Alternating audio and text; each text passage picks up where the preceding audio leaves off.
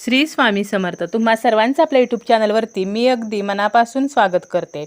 तुमच्या मनातील सर्व चांगल्या इच्छा स्वामी महाराज पूर्ण करोत ही स्वामींच्या चरणी प्रार्थना करते आणि आजच्या व्हिडिओला सुरुवात करते।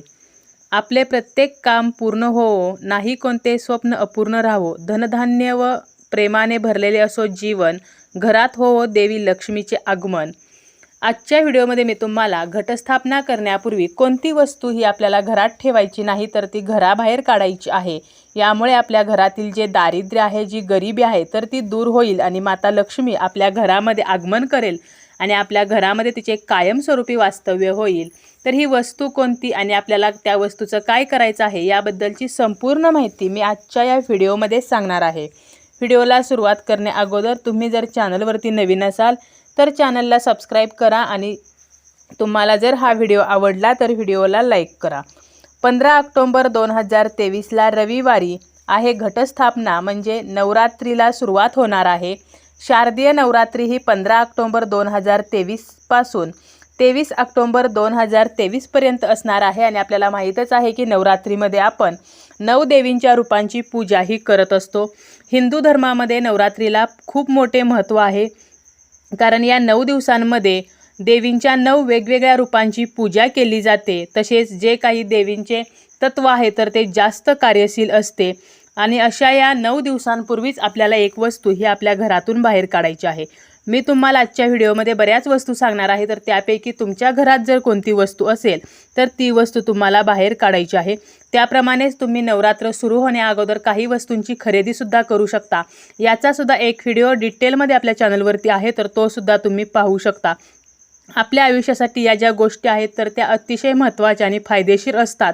या वस्तू जर आपल्या घरात असतील तर आपल्या मागे दारिद्र्य असते आणि माता लक्ष्मी ही आपल्या घरामध्ये येत नाही आणि आली तरी ती आल्या पावली परत जाते। अलक्ष्मी आपल्या घरामध्ये राहते आणि लक्ष्मी निघून जाते, परंतु माता लक्ष्मीने आपल्या घरामध्ये स्थिर व्हावे तर यासाठी आपल्याला ह्या गोष्टी ज्या आहेत तर त्या करायच्या आहेत। आता बघा कोणत्या वस्तू आहेत तर त्या पहिली वस्तू आहे ते म्हणजे तुटलेला तवा किंवा तुटलेलं पोळपाट लाटणं। तुटलेला तवा किंवा पोळपाट लाटणं हे जर तुमच्या स्वयंपाकघरामध्ये असेल तर ते अगोदर तुम्हाला घराबाहेर फेकायचं आहे। आपल्याला माहीत आहे की नवरात्र सुरू होण्या अगोदर आपण आपल्या घराची स्वच्छता करत असतो, ज्याला आपण दसरा काढणं असं म्हणतो।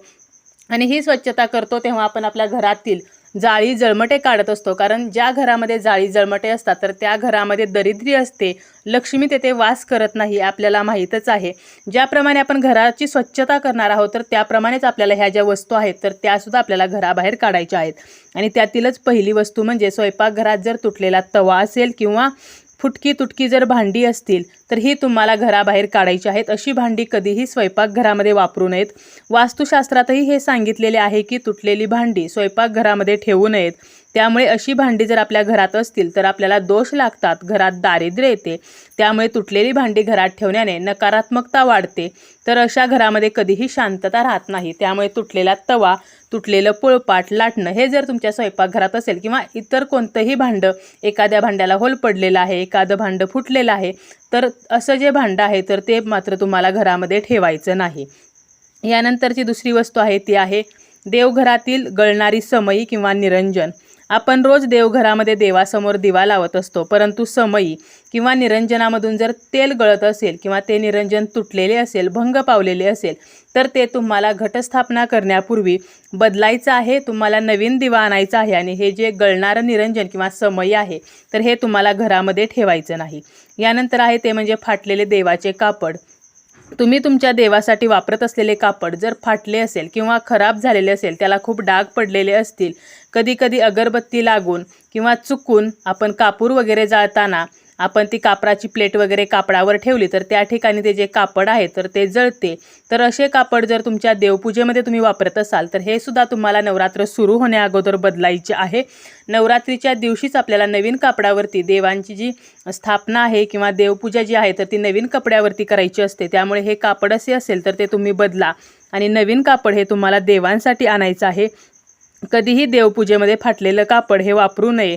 देवांचे कापड हे नेहमी स्वच्छ आणि नीटनेटके असावे. त्यामुळे हे जे फाटके कापड आहे तर हे आपल्याला विसर्जित करायचं आहे आणि नवीन कापड आणायचं आहे. हे कापड जे आहे ते तुम्ही पाण्यामध्ये विसर्जित करू शकता किंवा पाण्यामध्ये विसर्जित केल्यामुळे पाण्याचं प्रदूषण होऊ शकतं. त्यामुळे एका झाडाखाली मातीमध्ये हे जे कापड आहे तर ते तुम्ही गाडू शकता, ते विसर्जित करू शकता. यानंतर आहे ते म्हणजे खराब डस्टबिन म्हणजेच कचरापेटी. ज्या ठिकाणी आपण डस्टबिन ठेवतो त्या ठिकाणी निगेटिव्हिटी खूप असते आणि तुमची जर डस्टबिन तुटलेली असेल, फुटलेली असेल तर त्या ठिकाणी जी काही नकारात्मकता आहे तर यामध्ये जास्तीत जास्त वाढच होणार आहे. त्यामुळे तुमची डस्टबिन जर खराब झाली असेल तर ती सुद्धा तुम्हाला फेकून द्यायची आहे आणि त्या ठिकाणी नवीन आणायची आहे. तुटलेली डस्टबिन ही आपल्याला घरामध्ये कधीही ठेवायची नाही. यानंतर आहे ते म्हणजे झाडू, ज्याला आपण केरसुनी म्हणतो आणि केरसुनीला माता लक्ष्मीचं रूप मानलं जातं. त्यामुळे तुम्हाला काय करायचं आहे, तुमच्याकडे जर खराब झालेली किंवा तुटलेली किंवा विचित्र अशा अवस्थेमध्ये जर झाडू असेल तर तो झाडूसुद्धा तुम्हाला बदलायचा आहे. असा झाडू किंवा केरसुनी आपल्या घरामध्ये असेल तर माता लक्ष्मी आपल्यावरती नाराज होते. केरसुनीबाबत शास्त्रामध्ये अनेक नियम हे सांगितलेले आहेत आणि जो व्यक्ती या नियमांचे पालन करत नाही तर त्याच्या नशिबी दुर्दैवच येते. यामुळे आपल्या घरातील वातावरण हे दूषित होत असतं. त्यामुळेच आपल्याला झाडूसुद्धा बदलायचा आहे. जर तो सुस्थितीत नसेल तर तुम्हाला झाडू हा बदलायचा आहे. यानंतर आहे ते म्हणजे तुटलेले चप्पल किंवा बूट. चप्पल किंवा बूट यांना सुद्धा आपल्या जीवनामध्ये अनन्यसाधारण महत्त्व आहे. तुमचे जर चप्पल तुटलेले असेल तर ते तुम्ही शिवून वापरू शकता. तुम्हाला जर आर्थिक परिस्थिती तेवढी नसेल की आपण ते चेंज करू शकू तर शिवून वापरा, परंतु तुटलेली चप्पल कधीही पायामध्ये घालू नये. ज्याप्रमाणे दुसऱ्याचे चप्पल किंवा बूट आपण घरी आणले तर त्यासोबत नकारात्मक शक्ती येते, तर त्याप्रमाणेच आपल्या घरामध्ये जर तुटलेल्या चपला असतील तर आपल्या घरामध्ये दारिद्र्य हे प्रवेश करते. त्यामुळे जर तुटलेल्या चपला असतील तर ह्यासुद्धा आपल्याला वेळीच बाहेर काढायच्या आहेत. नवरात्र सुरू होण्याअगोदर ह्या चपला आपल्याला बाहेर ह्या काढायच्या आहेत, घरामध्ये ठेवायच्या नाहीत. यानंतर आहे ते म्हणजे बंद पडलेल्या इलेक्ट्रॉनिक वस्तू किंवा घड्याळे. आपण बऱ्याच वेळेला ऐकतो की बंद पडलेल्या इलेक्ट्रॉनिक वस्तू किंवा घड्याळे हे आपण आपल्या घरामध्ये ठेवू नयेत. प्राचीन काळापासून घरातील वस्तूसंबंधी काही प्रथा किंवा काही जे नियम आहेत तर ते प्रचलित आहेत आणि बहुतांश घरामध्ये तुटलेल्या ज्या वस्तू आहेत तर त्या एखाद्या कोपऱ्यामध्ये किंवा माळ्यावरती पडून असतात. शास्त्रामध्ये काही अशा वस्तू सांगितलेल्या आहेत की ज्या घरामध्ये ठेवू नयेत. यामुळे आर्थिक अडचणी वाढतात. या वस्तूंच्या प्रभावामुळे महालक्ष्मीची कृपा आपल्याला प्राप्त होत नाही.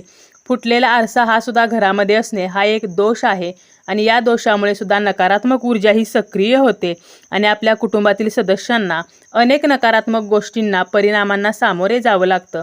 त्यामुळे तुटका आरसा जरी आपल्या घरामध्ये असेल तरी तो तुम्हाला बाहेर काढायचा आहे.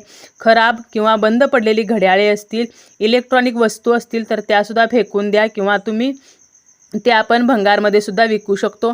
घड्याळांच्या स्थितीनुसार आपल्या घराची उन्नतीही निश्चित होते. घड्याळ जर चालू नसेल तर घरातील लोकांना कामं पूर्ण करण्यामध्ये अनेक अडचणी निर्माण होतात. घरामध्ये तुटलेला फोटो किंवा एखादी फ्रेम असेल तर ती सुद्धा आपल्याला घरामध्ये ठेवायची नाही.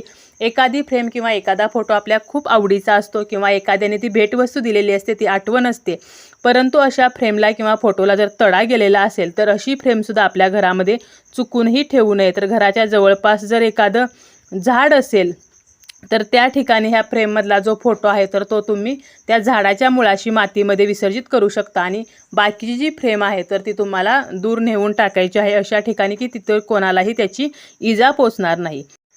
यानंतरची वस्तू जी आपल्याला घटस्थापना करण्यापूर्वी नवरात्रीच्या अगोदर घराच्या बाहेर काढायची आहेत ती म्हणजे फाटलेली कपडे.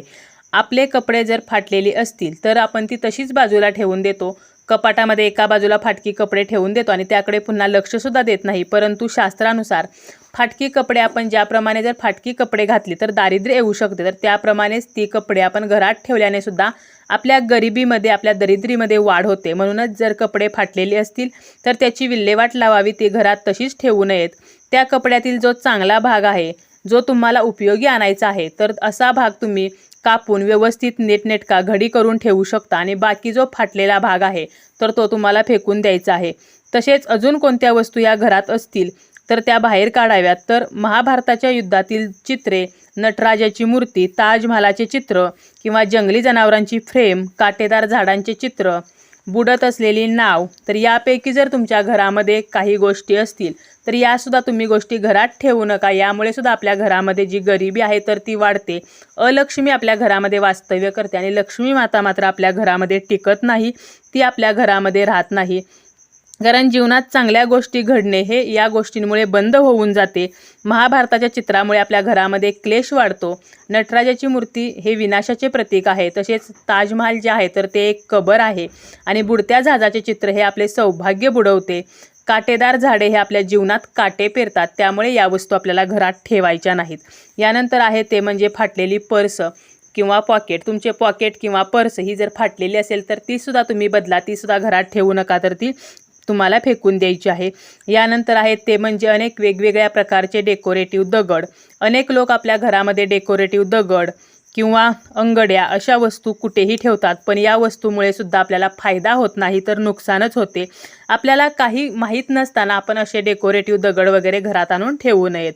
आपले प्रत्येक काम पूर्ण व्हावे असे जर तुम्हाला वाटत असेल, आपल्या घरामध्ये माता लक्ष्मी राहावी, तर तुम्हाला या वस्तू ह्या नवरात्र सुरू होण्या अगोदर तुमच्या घराबाहेर काढायलाच हव्यात.